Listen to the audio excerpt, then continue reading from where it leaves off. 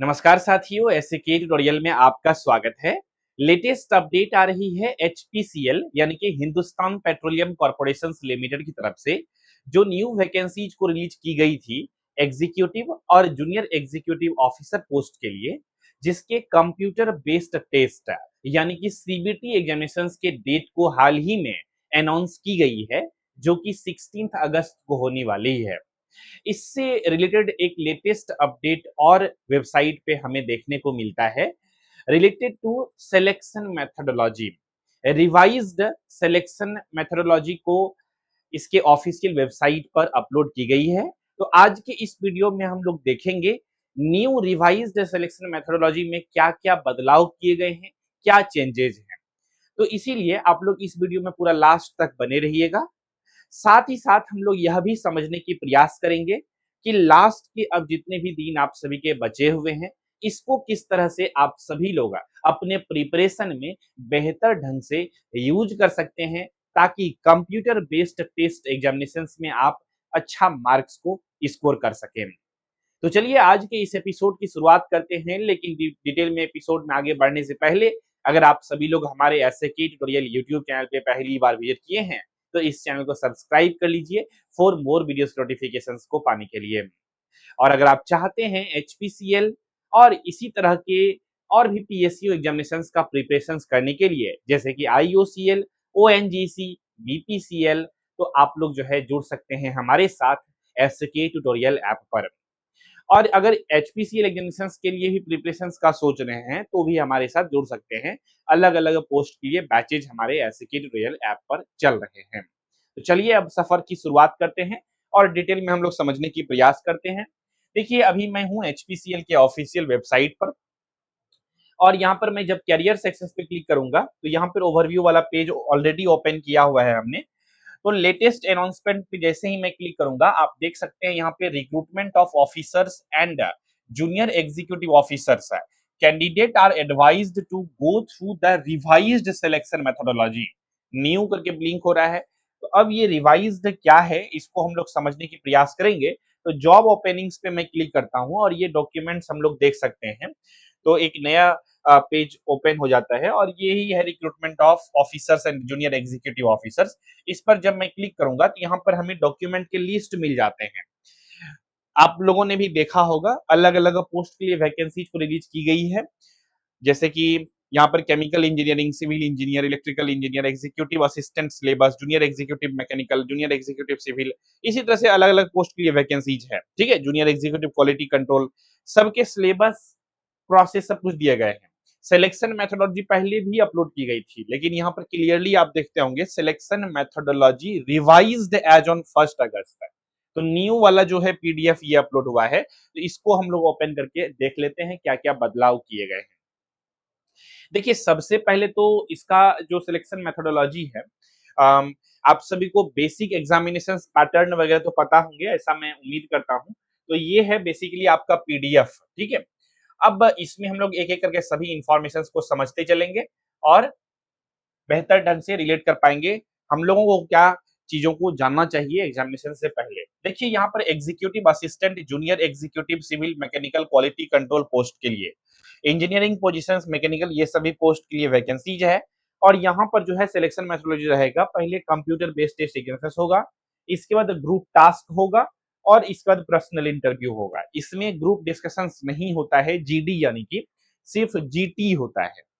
और pre implement medical test होता है और फिजिकल फिटनेस टेस्ट होता है फॉर जूनियर एग्जीक्यूटिव सिविल और मैकेनिकल वालों के लिए। तो ये सब बेसिक बातें दी गई है। और डिटेल में हम लोग अगला पेज में भी देख सकते हैं। देखिए ऑल अदर पोजीशंस, ये इतना पोजीशंस के लिए यहाँ पे हम लोगों ने देख लिया कि ये सभी सारे स्टेप्स होने वाले हैं। मूट कोर्ट जो होगा वो फॉर लॉ ऑफिसर्स के लिए ओनली। और ऑल अदर पोजीशंस के लिए क्या है, work experience based, short listing, personal interview और pre implement medical test, all the rounds are elimination round.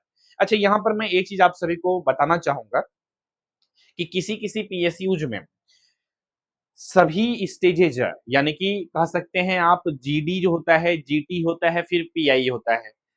तो सभी स्टेजेज आपका एलिमिनेटेड राउंड नहीं होता है। मतलब आप जीडी में फेल हो जाएंगे तो ऐसा नहीं जीटी नहीं देने दिया जाएगा, या जीटी आप अच्छा परफॉर्म नहीं किए तो पीआई नहीं देने दिया जाएगा, ऐसा नहीं होता है और सब पीएसयू में।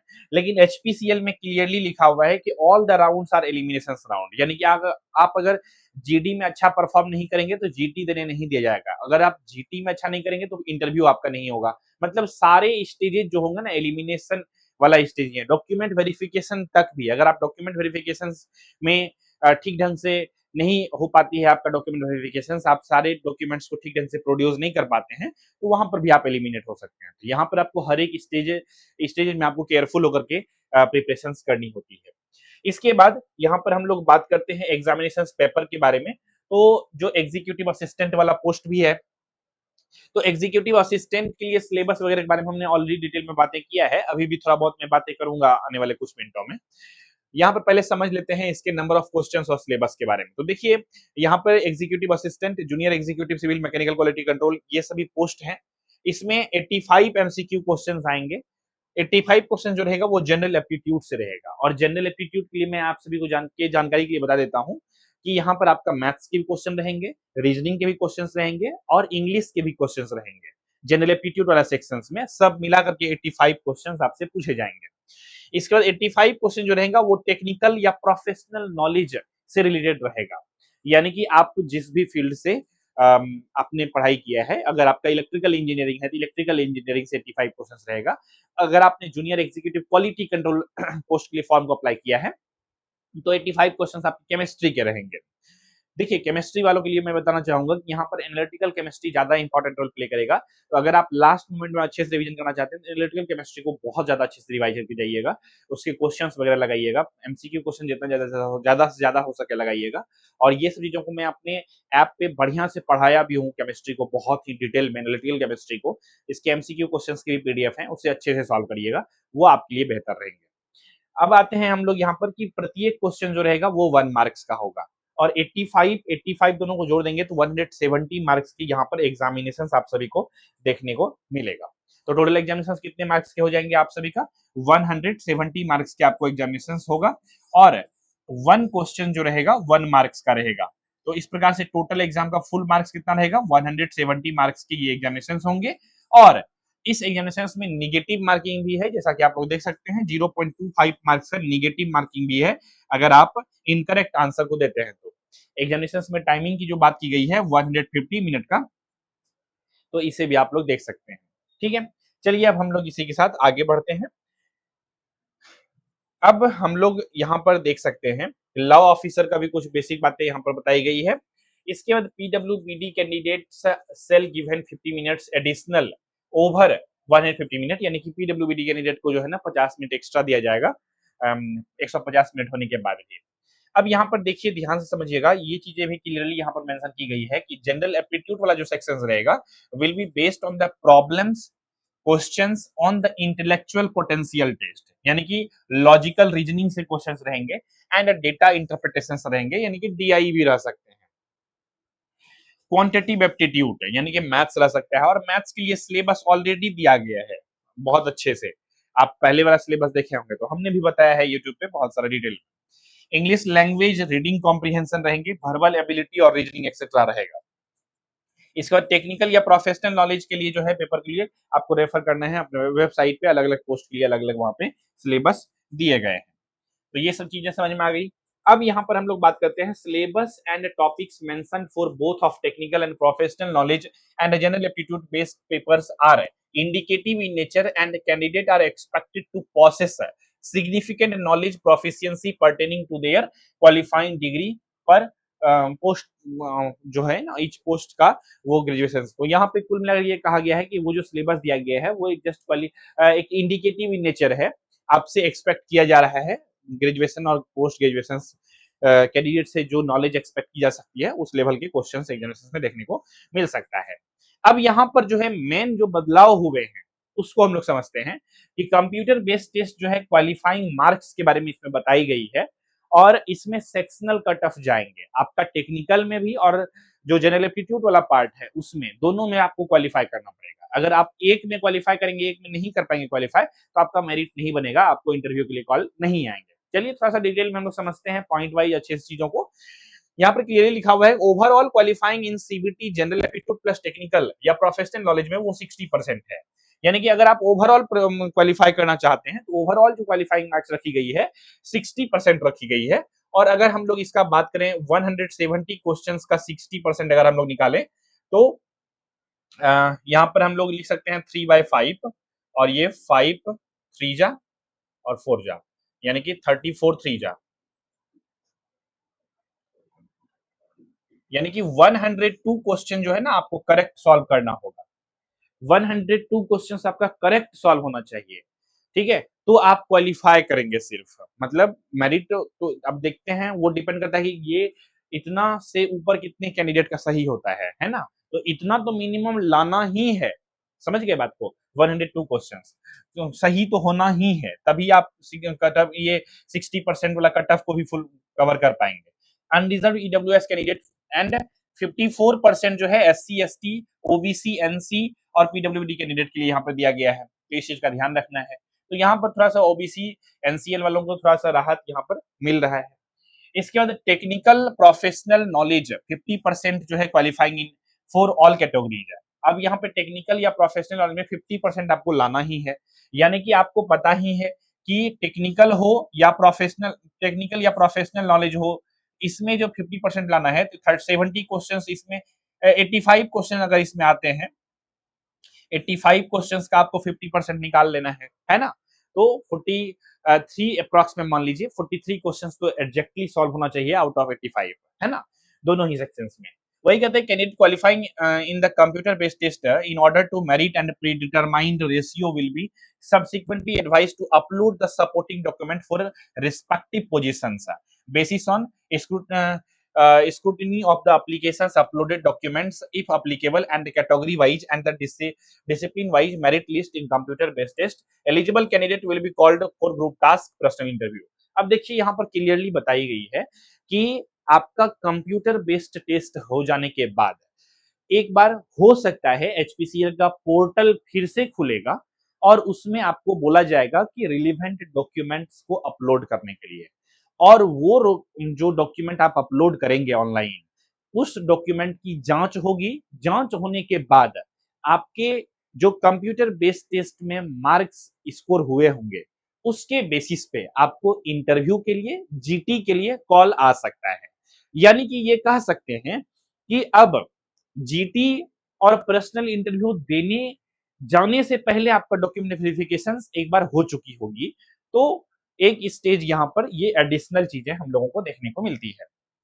इसके बाद है candidate must secure minimum qualifying marks in each of the stage और computer based test group task and personal interview pre employment medical examinations to be considered further selection process that is preparation of merit list. यानी कि merit list में आपको होने के लिए आपको सारे स्टेजेस का ध्यान रखना है, सारे स्टेजेस में एटलीस्ट मिनिमम मार्क्स तो लाना ही है जो क्राइटेरिया रखी गई है एचपीसीएल के द्वारा। Based on the above positions all India merit list will be drawn for the qualified candidates, subsequently offer of appointment would be issued as per the vacancies advertisement subject candidates meeting eligibility criteria and qualifying for the final selections। तो ये चीजें यहाँ पर आपको बताई गई है कि ये based on the above positions जो है ये सभी ऑल इंडिया लेवल पे मेरिट लिस्ट जो है इसको बनाए जाएंगे क्वालिफाइड कैंडिडेट का, और subsequently for the appointment would be issued as per the vacancies के अकॉर्डिंग इसको रिलीज किए जाएंगे। तो ये था कुछ बेसिक सा अपडेट। तो अगर यहाँ पर मैं शॉर्ट में आप सभी से एक बार कंक्लूड करूं कि क्या था अपडेट, अपडेट कुल मिलाकर के ये था एग्जाम पैटर्न को लेकर के बदलाव नहीं किए हैं ये, बस सिलेक्शन मेथोडोलॉजी में एक चीज एडिशनल ये ऐड किए हैं कि आपका सीबीटी एग्जामिनेशन होने के बाद आपको डॉक्यूमेंट अपलोड करने के लिए पोर्टल खुलेगा, तो आपको एक्टिव रहना है, बस ये एक न्यूज है। बाद बाकी तो हमें कुछ चीजें चेंजेस नहीं लगा, जो भी पोस्ट के लिए एग्जामिनेशन होंगे सिलेबस और पैटर्न पता है ही, पार्ट ए और पार्ट बी। पार्ट ए आपका रहेगा मान लीजिए जनरल एप्टीट्यूड का, तो ये 85 क्वेश्चंस रहेंगे और इसमें भी 85 क्वेश्चंस रहेंगे, और दोनों को ऐड कर देंगे तो 170 मार्क्स के एग्जामिनेशन होंगे। इस एग्जाम में +1 मार्क्स मिलेंगे करेक्ट आंसर करने पे, निगेटिव मिलेंगे अगर इनकरेक्ट करेंगे तो निगेटिव 0.25 मार्क्स हो जाएंगे।